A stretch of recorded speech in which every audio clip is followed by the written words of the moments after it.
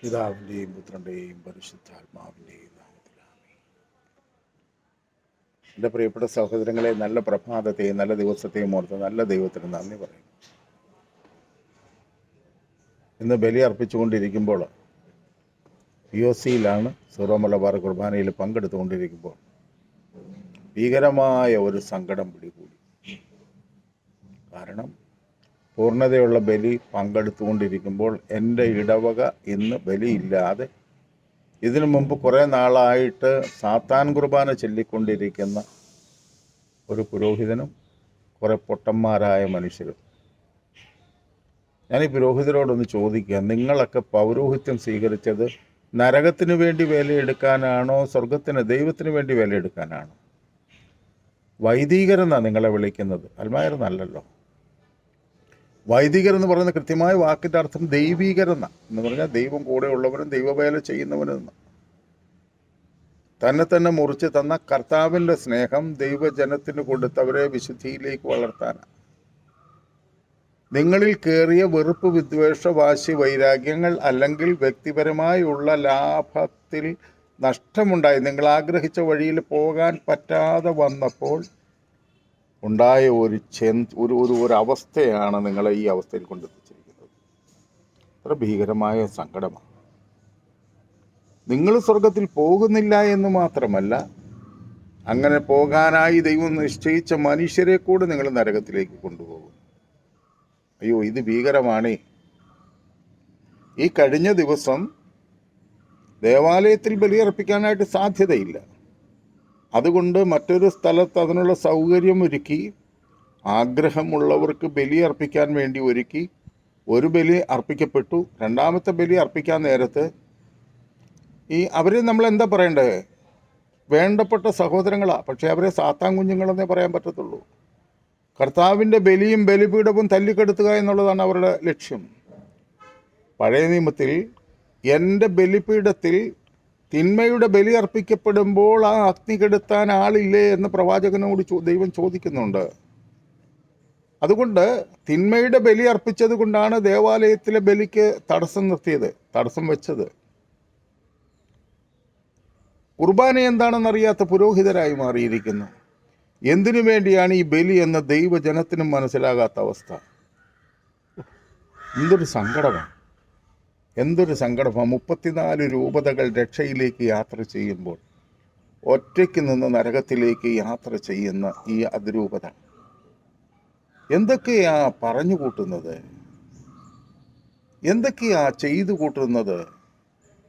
ശരിക്കും ഈ വിമതരായി നിൽക്കുന്ന മനുഷ്യർ കാട്ടിക്കൂട്ടുന്നത് പോലെ ദൈവത്തോട് ചേർന്ന് നിൽക്കുന്നവരോട് യുദ്ധത്തിനിറങ്ങിയാൽ ഇവിടെ എന്തായിരിക്കും സംഭവിക്കുക? ദൈവത്തിൻ്റെ മക്കളും സാത്താൻ്റെ മക്കളും തമ്മിലുള്ള യുദ്ധം ദൈവത്തിന് ഇഷ്ടമില്ലാത്തത് കൊണ്ട് തൽക്കാലം അങ്ങനെ പരിപാടിയില്ല. അതുകൊണ്ടാണ് ഈ ദൈവജനം എന്നുമെന്നും മാറി മാറി നിൽക്കുന്നത്. ആരെയും പേടിച്ചിട്ടല്ലെന്നേ. നിങ്ങളെപ്പോലെ തന്നെ ചോരയും നീരും നല്ല ധൈര്യവും ഒക്കെ ഉള്ളവരാ. പക്ഷേ നിങ്ങൾക്കെതിരെ നിന്ന് യുദ്ധം ചെയ്യാൻ തുടങ്ങിയാൽ ദൈവത്തിൻ്റെ സ്ഥലത്ത് നിന്ന് ഞങ്ങൾ സാത്താൻ്റെ സ്ഥലത്തേക്ക് മാറിപ്പോകും. അങ്ങനെ സംഭവിക്കാതിരിക്കാനാണ് ഞങ്ങൾ മാന്യത പാലിച്ച് നിശബ്ദത പാലിച്ചൊക്കെ നിൽക്കുന്നത്. കഷ്ടമാണ് കേട്ടോ. ദൈവം ജീവിതത്തിൽ നന്മ തരുമ്പോൾ അതിനെ നന്ദിയോടെ സ്വീകരിച്ചുകൊണ്ട് ദൈവത്തിൻ്റെ മുൻപിൽ അടിമയെപ്പോലെ, ദൈവത്തിൻ്റെ അടിമയായിട്ട്, അല്ലാതെ പുരോഹിതൻ്റെ അടിമയൊന്നുമല്ല. 3 കൊല്ലത്തേക്ക് കയറി വരുന്ന പകരക്കാരൻ, അതാണല്ലോ വികാരി എന്ന വാക്കിൻ്റെ അർത്ഥം. അങ്ങനെ ഒരു മനുഷ്യൻ ചെയ്തു കൂട്ടുന്ന തിന്മയ്ക്ക് കൊട പിടിച്ച് അദ്ദേഹത്തിൻ്റെ പാപത്തിൽ പങ്കുപറ്റുന്ന എൻ്റെ പ്രിയപ്പെട്ട കൂടപ്പിറപ്പുകളെ, ഈ പുരോഹിതൻ മാറിപ്പോകും.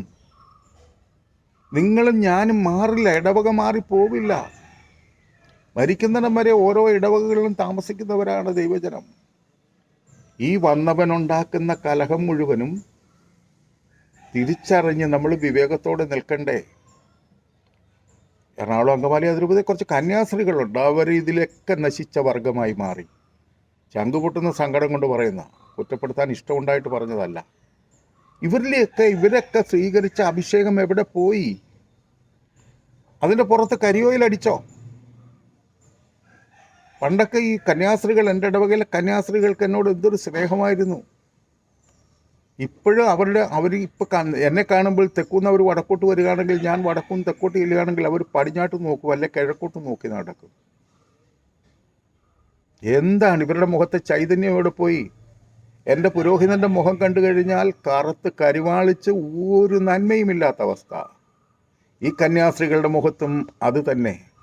ഇത് വേദന കൊണ്ട് പറയുന്നത്, സത്യം പറയുന്നതാ. അതുപോലെ തന്നെ ഈ വർഗത്തിൻ്റെ കൂടെ ചേർന്ന് നിൽക്കുന്ന ഒരു കഴിഞ്ഞ ദിവസം കുർബാന തടസ്സപ്പെടുത്താൻ വന്നു, മുഖത്ത് നോക്കത്തില്ല. ഇത് ഏതാത്മാവാ? എൻ്റെ ഇടവകക്കാരാട്ടോ, എൻ്റെ ഇടവകക്കാരാ, എൻ്റെ സഹോദരങ്ങൾ തന്നെയാ. അവർ ഈ അച്ഛൻ പറഞ്ഞ എന്തൊക്കെയോ കേട്ടിട്ട് അവർ മുഖത്ത് നോക്കാതെ കുനിഞ്ഞ് നടന്ന് പോകുന്ന കണ്ട് ഒത്തിരി ഇഷ്ടമുള്ള ചില മനുഷ്യരുണ്ട്.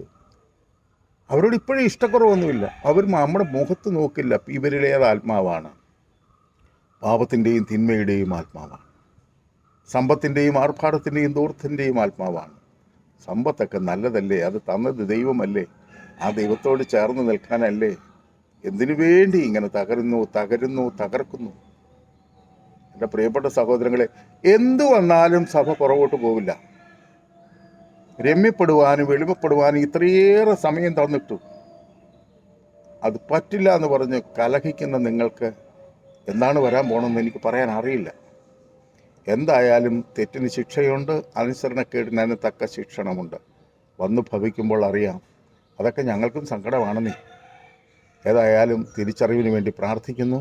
ദൈവത്തിൻ്റെ പരിശുദ്ധാത്മാവ് എന്നെയും നിങ്ങളെയും സഹായിക്കട്ടെ. പിതാവിൻ്റെയും പുത്രൻ്റെയും പരിശുദ്ധാത്മാവിൻ്റെയും നാമത്തിൽ ആമേൻ.